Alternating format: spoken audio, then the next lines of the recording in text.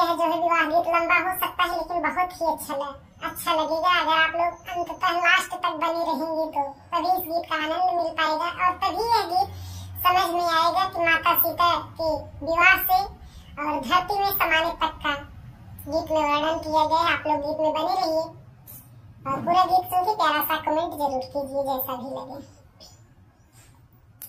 मिथिला कुमारी सखी जनता दुलारी, सिया हमारी बड़ी सुकुमारी जी।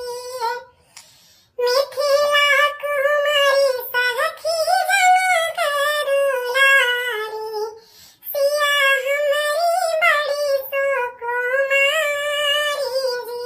विधना